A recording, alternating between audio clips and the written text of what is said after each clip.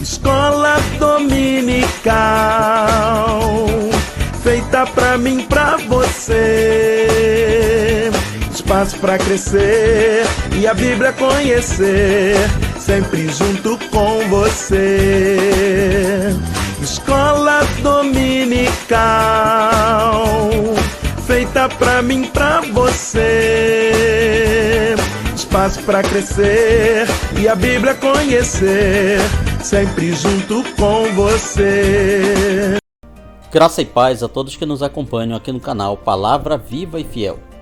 Vamos para a nossa lição número 12 da revista CPAD de adultos neste primeiro trimestre de 2025. Em defesa da fé cristã, combatendo as antigas heresias que se apresentam com nova aparência. O assunto da lição é: a igreja tem uma natureza organizacional. O texto áureo está em Tito, capítulo 1, versículo 5. Por esta causa te deixei em Creta, para que pusesses em boa ordem as coisas que ainda restam, e de cidade em cidade estabelecesses presbíteros, como já te mandei. A verdade prática nos fala que a igreja é um organismo vivo de natureza espiritual e, ao mesmo tempo, uma organização. Antes de prosseguirmos, lembre de deixar o seu like, o seu curtir aqui nesse vídeo. Lembre também de compartilhar essa ministração com seus amigos, parentes e irmãos em Cristo, e assim você nos ajuda a espalhar a boa semente aos corações. A leitura bíblica em classe está na carta de Paulo a Tito, capítulo 1, versículos 1 a 9. Paulo, servo de Deus e apóstolo de Jesus Cristo, segundo a fé dos eleitos de Deus e o conhecimento da verdade, que é segundo a piedade, em esperança da vida eterna, a qual Deus, que não pode mentir, prometeu antes dos tempos dos séculos, mas, a seu tempo, manifestou a sua palavra pela pregação que me foi confiada, segundo o mandamento de Deus, nosso Salvador. A Tito, meu verdadeiro filho, segundo a fé comum, graça, misericórdia e paz da parte de Deus nosso Pai e da do Senhor Jesus Cristo, nosso Salvador. Por esta causa te deixei em Creta, para que pusesses em boa ordem as coisas que ainda restam, e de cidade em cidade estabelecesses presbíteros, como já te mandei. Aquele que for irrepreensível, marido de uma mulher, que tenha filhos fiéis, que não possam ser acusados de dissolução, nem são desobedientes. Porque convém que o bispo seja irrepreensível, como despenseiro da casa de Deus, não soberbo, nem iracundo, nem dado ao vinho, nem espancador, nem cobiçoso de torpe ganância, mas dado à hospitalidade, amigo do bem, moderado, justo, santo, temperante, retendo firme a fiel palavra, que é conforme a doutrina, para que seja poderoso tanto para admoestar com a sã doutrina, como para convencer os contradizentes. Então aqui, nesta leitura bíblica, nós vemos as qualificações das lideranças das comunidades cristãs. Aqui, Paulo usa o termo bispos, que seria também um sinônimo de pastores, presbíteros. Então, essas lideranças da igreja têm várias qualidades, várias qualificações que o apóstolo Paulo aqui relembra ao seu discípulo, ao seu filho na fé, Tito, que liderava a igreja na região de Creta. A introdução nos fala que a Bíblia apresenta a igreja como um corpo espiritual de Cristo, um organismo vivo, com suas reuniões em torno do Senhor Jesus e suas ordenanças, no caso, o batismo nas águas e a ceia do Senhor. Por outro lado, é também uma organização, congregação ou assembleia, com sua forma de governo. A presente lição pretende mostrar a natureza organizacional da igreja. Primeiro, vamos deixar claro qual a importância desta lição. Nos dias de hoje, têm surgido muitas heresias dizendo do tipo: eu sou a igreja, eu não preciso ir à igreja. A igreja é um corpo vivo, então eu não preciso dessa organização. A nossa lição está mostrando que toda organização faz parte de um organismo. Nós vemos ao nosso redor vários tipos de organismos, animais e vegetais, e todos eles têm a sua organização. Portanto, não podemos aceitar a igreja como organismo sem ela ter a sua organização. Primeiro tópico: Tito e as igrejas na ilha de Creta.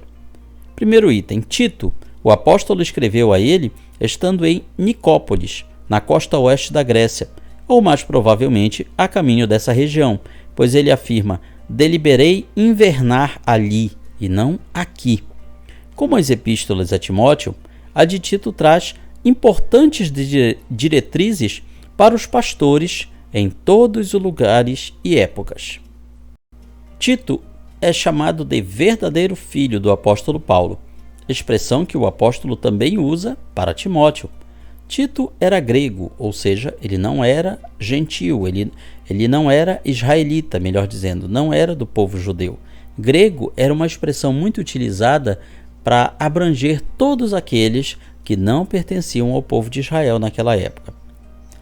Ele provavelmente era convertido em Antioquia, uma cidade que também teve muita importância no desenvolvimento do Evangelho, conforme lemos em Atos dos Apóstolos. Seu nome não é mencionado nesse livro, Atos dos Apóstolos, mas aparece 9 vezes na segunda carta de Paulo aos Coríntios, 2 vezes na carta aos Gálatas, 1 vez em 2 Timóteo e também agora nesta epístola, nesta carta que foi destinada a ele. Tito foi companheiro do apóstolo Paulo em suas viagens missionárias e ajudou o apóstolo em Roma e em Nicópolis, conforme lemos em 2 Timóteo 4,10 e Tito 3,12. Segundo item: o pastor de Creta. Ele foi constituído pastor da ilha de Creta pelo apóstolo Paulo, para colocar em boa ordem as coisas que restam. Isso dá a entender que seria relativo a toda aquela comunidade de convertidos que existia naquela ilha. E também para estabelecer presbíteros de cidade em cidade. Os relatos de Atos dos Apóstolos omitem esse trecho do itinerário de Paulo. Ele passou por Creta durante sua 4ª viagem, já na condição de prisioneiro com destino a Roma, num local chamado Bons Portos, como lemos em Atos 27:8. Pelo que parece, não foi nessa ocasião que ele deixou Tito em Creta, deve ter sido em ocasião anterior. Aqui destacamos uma espécie de mini verdade prática da nossa lição. Quando se fala em institucionalizar, dar caráter institucional ou de tornar institucional, significa estabelecer organização. Isso é verdadeiro à Igreja do Senhor Jesus. A abertura de qualquer trabalho evangelístico começa muitas vezes pequena, depois ela vai evoluindo, abrangendo mais pessoas, por isso ela precisa de organização, de institucionalização. Terceiro item: Creta. Em 67 a.C., Roma anexou a ilha de Creta ao seu império, unindo-a a Cirene, no norte da África, nos termos da Líbia, como uma só província. Então, quando se fala de região da Líbia no Império Romano, isso abrangia o norte da África e também a ilha de Creta. A situação espiritual de Creta era desanimadora, porque a igreja estava desorganizada e o grande descuido no comportamento daqueles crentes é denunciado no capítulo 2. Parece que o relaxamento espiritual era consequência de um desleixo natural que era característica dos cretenses. Outro problema é que havia ali na região de Creta judaizantes rebeldes, mercenários e provocadores de divisão. Ou seja, tudo isso contribuía para que o evangelho em Creta não prosperasse como deveria. Segundo tópico: a institucionalidade bíblica da igreja. Primeiro item: a instrução paulina. Primeiro item: a instrução paulina. A organização eclesiástica a que o apóstolo Paulo instrui Tito não se restringe a uma estruturação ministerial. Então vemos que é muito mais do que simplesmente dizer como se deveriam escolher as lideranças locais. Estabelecer presbíteros de cidade em cidade e instruir os líderes durante a sua carreira apostólica, o apóstolo Paulo já vinha fazendo. O Novo Testamento revela a origem e o desenvolvimento desse governo. O apóstolo menciona os bispos e diáconos. Seria o que a gente poderia nos dias de hoje chamar de alto clero e baixo clero. O apóstolo menciona então esses bispos e diáconos, e o contexto da epístola dá a entender que o relaxo e o descuido em que estavam as comunidades cristãs da ilha de Creta eram reflexo da cultura da região. Ou seja, as pessoas na região de Creta, elas não eram pessoas que viam as coisas de uma maneira a serem organizadas, dinâmicas. É como se aquele povo vivesse num estado de deixa como está. Não precisa tanta organização, não precisa tanto empenho, tanto dinamismo. Vamos levar a vida, vamos deixar a vida nos levar. Ao que tudo indica, o povo de Creta tinha essa cultura. Isso está além de um problema meramente ministerial. Então, o que Tito precisava fazer era muito mais do que simplesmente escolher lideranças para a igreja. Segundo item, igreja como instituição. Podemos definir o organismo como forma individual de vida, um ser, algo vivente. Na eclesiologia, o ensino ou estudo sobre a igreja significa ser a igreja um organismo porque é um corpo espiritual e vivo, cuja espiritualidade é gerada pelo Espírito Santo. Ela, a igreja, é uma instituição divina que veio à existência pelo poder de Deus. Mas o nosso enfoque é a igreja como organização. Quando se fala em institucionalizar, dar caráter institucional ou de tornar institucional, significa estabelecer organização. Na igreja, isso foi acontecendo com o tempo, desde os dias apostólicos. O apóstolo tinha em mente uma organização da igreja. Talvez, aqui abrindo um parênteses, talvez Paulo tenha se inspirado na organização do próprio Império Romano.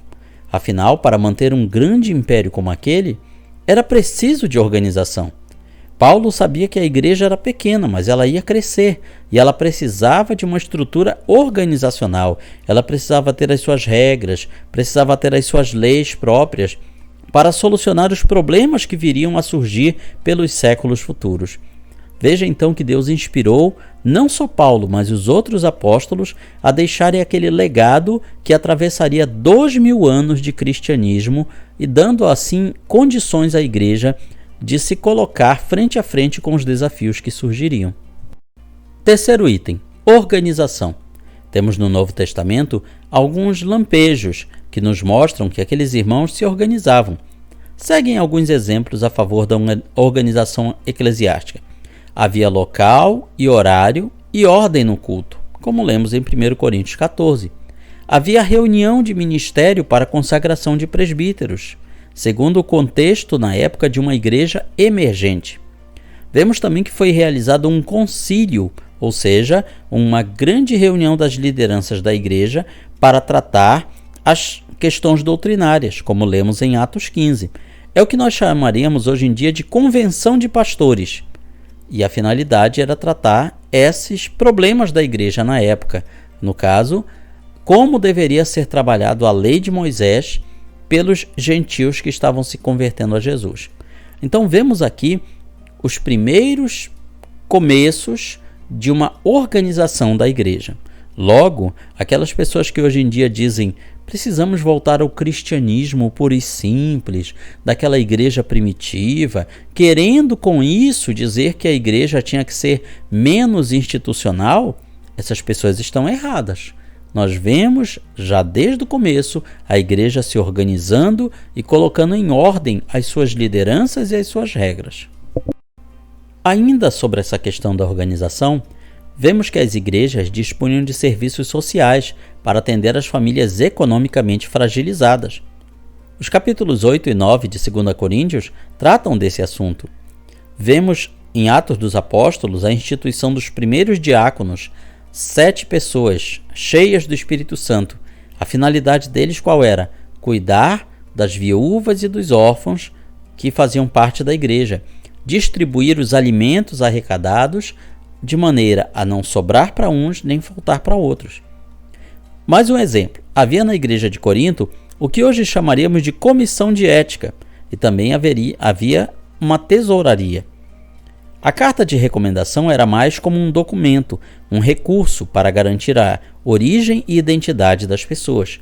Então havia essa carta de recomendação, esse documento de uma igreja para outra, recomendando certas pessoas que estavam ou de passagem por aquela cidade, pessoas que faziam parte de uma igreja numa cidade, sendo recomendadas à igreja de outra cidade, ou pessoas que estavam de mudança para atestar: esta pessoa faz parte da nossa comunidade cristã e nós recomendamos que vocês a aceitem nessa outra comunidade. Tudo isso já mostra organização da igreja, institucionalização. Terceiro tópico, a questão atual. Primeiro item, organismo e organização. A ideia é de que a igreja deve restringir-se a um local onde as pessoas se reúnem para adorar a Deus, estudar a palavra, pregar o evangelho, orar e celebrar as ordenanças eclesiásticas. O que alguns ainda não entenderam é que essas atividades espirituais exigem uma organização. Nunca devemos nos esquecer que somos cidadãos de duas pátrias, a terrestre e a celestial. Isso significa responsabilidade com as autoridades civis constituídas, como também com as autoridades eclesiásticas. O ensino de Jesus é: dai, pois, a César o que é de César, e a Deus o que é de Deus. A organização da igreja, além de ser uma necessidade natural, é também uma exigência do Estado. Explicando melhor, as autoridades civis, em vários lugares, elas colocam regras que disciplinam o funcionamento das entidades religiosas, sejam cristãs, sejam de outras confissões religiosas. Por exemplo, em vários lugares é obrigatório que as organizações religiosas tenham um CNPJ, tenham uma placa, tenham um registro em algum tipo de órgão governamental ou extragovernamental, seu estatuto, regimento interno. Tudo isso são exigências da própria lei, seja brasileira, seja estrangeira. Então a igreja não pode ficar à margem dessas regras. Não pode dizer que são doutrinas de homens e passar por cima dessas regras. Pelo contrário, a igreja deve se sujeitar a essas regras enquanto cidadãos aqui da terra. Segundo item, a experiência pentecostal. O movimento pentecostal moderno surgiu num contexto antidenominacionista e ainda hoje, aos que acreditam que tal organização representa um problema à vida espiritual. Explicando melhor, quando surgiu o pentecostalismo, eles procuravam sair daquele ambiente de igreja-instituição. Eles não queriam constituir uma nova igreja. Eles queriam, na verdade, sair do formalismo das igrejas existentes. Os primeiros pentecostais modernos, desde os seus ancestrais, o movimento Holiness, ou o movimento de santidade, eles eram contrários à institucionalidade da igreja. Ou seja, eles queriam apenas fazer as suas reuniões carismáticas, mas não constituir uma igreja formal, com estatuto, placa, CNPJ, regimento interno, etc. Essas exigências legais.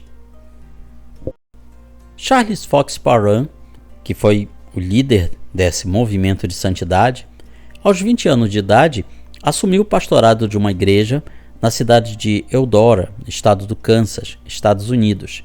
Mas, em 1895, ele entregou a licença de pregador local, deixando o denominacionismo para sempre, de modo que se tornou itinerante, independente até o fim da vida. Mas a igreja do período apostólico adotou um programa de funcionamento logo no limiar de sua história, e foi uma bênção, pois ajudou a cumprir a sua tarefa de maneira eficaz. O terceiro item nos fala que é necessário organizar.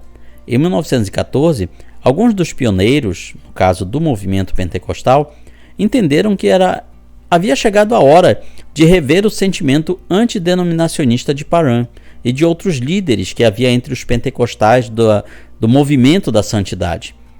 Isso para quê? Para evitar um crescimento desordenado. Foi nesse contexto que foi criado o Concílio das Assembleias de Deus nos Estados Unidos. E no Brasil não foi diferente. Diante do avanço da obra no Brasil, era necessário estruturar o movimento pentecostal e criar um órgão máximo para manter a identidade e a unidade doutrinária dessas igrejas no país e, dessa forma, trazer solução para as questões de ordem doméstica, interna e externa.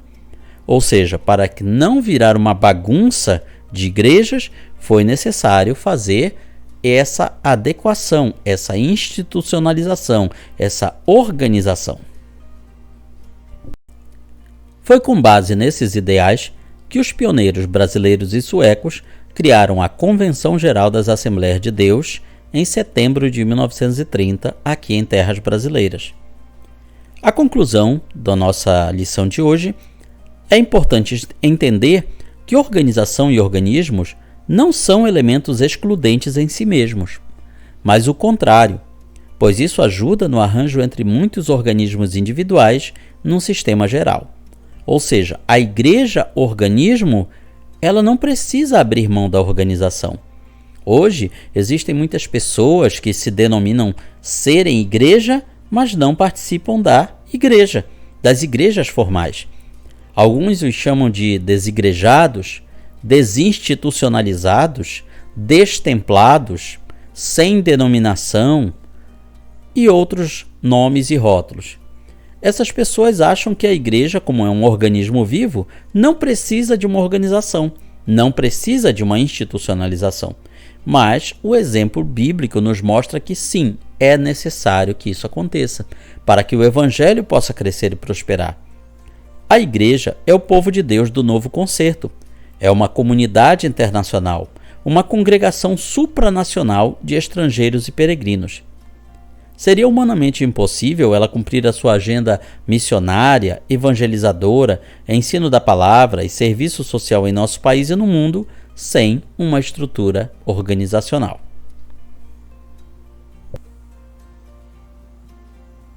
Chegamos então ao final de mais uma lição. Lição de número 12, penúltima deste trimestre da nossa revista CPAD, Lição de Adultos.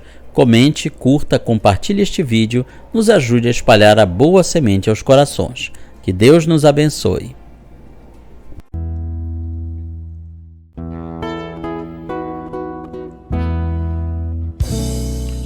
Findou-se o tempo de estudo da escola dominical.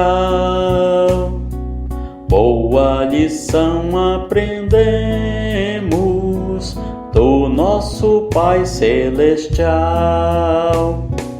Despede-nos, Jesus Cristo, em tua paz e amor, e nos concede para sempre o teu celeste favor. Aos visitantes e amigos agradecemos também. Que a paz de Deus reine em todos e até domingo que vem. E até domingo que vem. E até domingo que vem.